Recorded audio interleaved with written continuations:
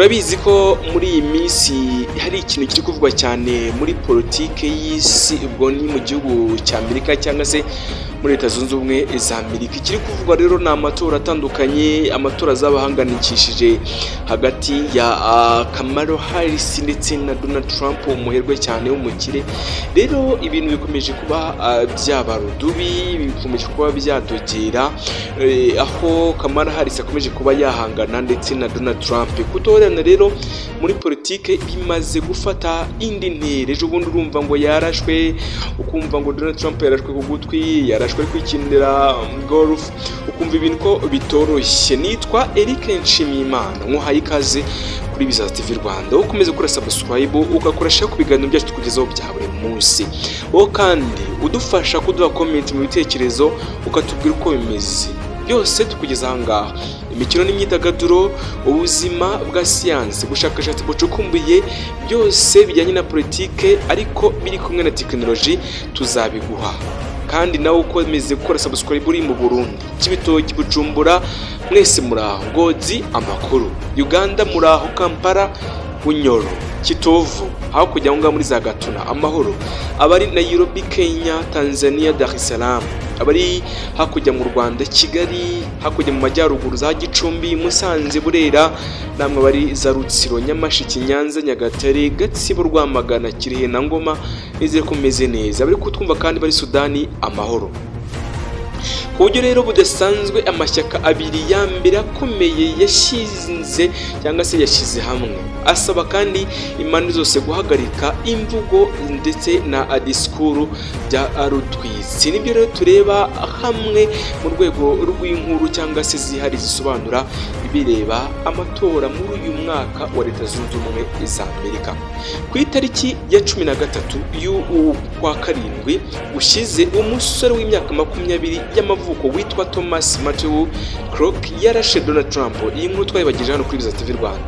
Wahoze kandi ari umukuru w'igihugu, ubu akaba ari kandida w'ishyaka ry'aba Republikani muri aya matora ya perezida wa Repubulika ya Haramuhi cyangwa se ya Repubulika hariya muri Leta Zunze Ubumwe za Amerika. Kandi uyu musore ajya kumurasa yaramuhushije, ariko amukomeretsa gato ku gutwi kw'iburyo.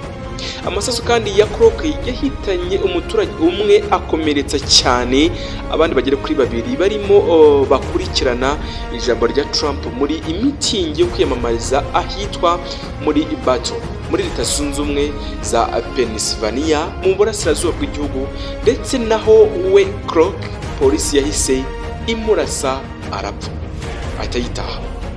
Ku itariki ya 15 ubundi y'uku kwezi kwa 9, umugabo w'imyaka 58 y'amavuko witwa Ryan Wilson Ruth yatawe muri yombi atunze imbunda ya Kalashnikov AK-47 kuri Trump warimo akina golfe ahitwa Palm Beach muri Leta ya Florida mu majyepfo y'igihugu n'ubundi cy'Amerika.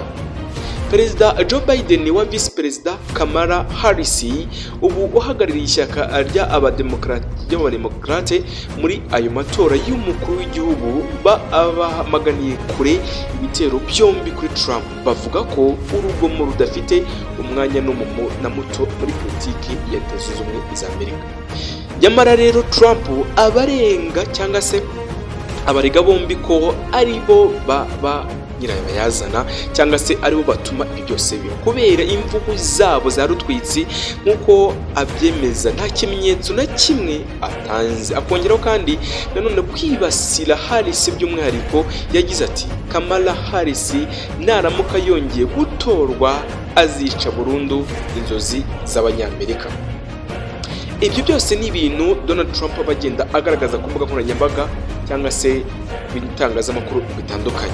Naho Tim Walz, kandida w'ishyaka ry'abademokrate ku mwanya wa Vice Perezida wa Repubulika, agira ati hari abarepublikani biyamamariza kuba ba guverineri baza leta bafite ishema ryo kwiyegeranya cyangwa se kwigereranya n'aba Nazi. Urumva ko ibintu bitoroshye. Hagati aho kandi abimukira bakomoka mu gihugu cya Haiti batuye mu mujyi wa Springfield muri leta ya Ohio mu burengerazuba bw'igihugu bari mu kaga muri iki gihe gikomeye cyane. Trump ababeshyira ko bashimuta imbwa n'injangwe z'abaturanyi babo b'abazungu bakazica bakazirya. Guverineri wa Ohio na meya wa Springfield nyamara bombi b'abarepublikani nka Trump barabibeshyuza bakabahakanya cyangwa se bakabyamaganira kure ndetse bakabyamagana bivuye inyuma, ariko Trump akanga agakomeza kubigarukaho umunsi ku munsi. Aba kandi b'Abanyahayiti bavuga ko abaturage babibasiye nabi cyane, babatera ubwoba ko bazabatwika n'ibisasu bya bombe atomike cyangwa se bakaba babagira gutya bakaba babasagarira ndetse mu nzu bashaka kugira ngo babatera ibyuka bibi ndetse n'ibyuma nk'uko iyi nkuru ya Voice of America igenda ibitangaza. Urumva ko ibintu muri Leta Zunze Ubumwe za Amerika bitoroshye.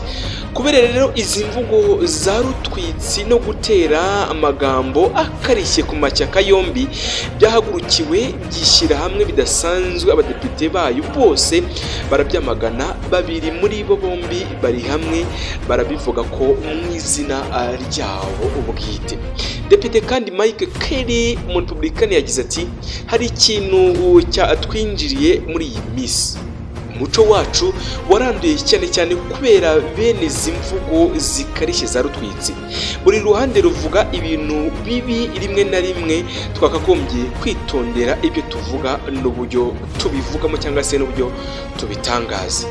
Naho kandi Depite Jason Crow niwe wari mu ishyaka ry'abademokrati ati hari itandukaniro rinini cyane hagati y'ibiganiro bishyushye bya politike. Nibyo kandi dukwiye kugira ngo kwamagana tubyamaganire ku urugomo rwa politike, tukavuga tuti nta mwanya rufite muri sosiyete yacu y'Amerika, twaba abarepublikani cyangwa se abademokrati.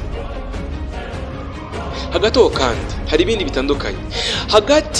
Hatandukanye amatora aratangiye ku mugaragaro muri Leta Zunze Ubumwe za Amerika nka Virginia, Minnesota ndetse na North Dakota, bigamije guha abantu benshi bishoboka umwanya wo gutora, cyane abashobora kubura ku munsi wa nyuma no kugerageza kugabanya imirongo ku itariki ya 5 Ugushyingo n'ejo bundi rwose muri uku kwezi kugiye kuza mu minsi iri imbere.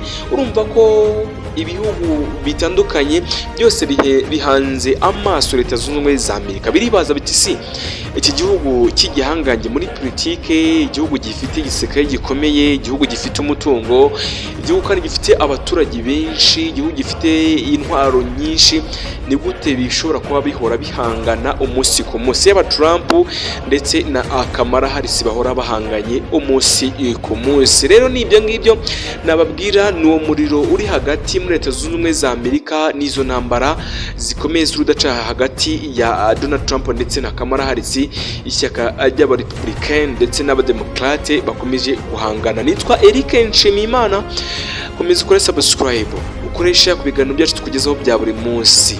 Nta yindi nteguza naho butaha.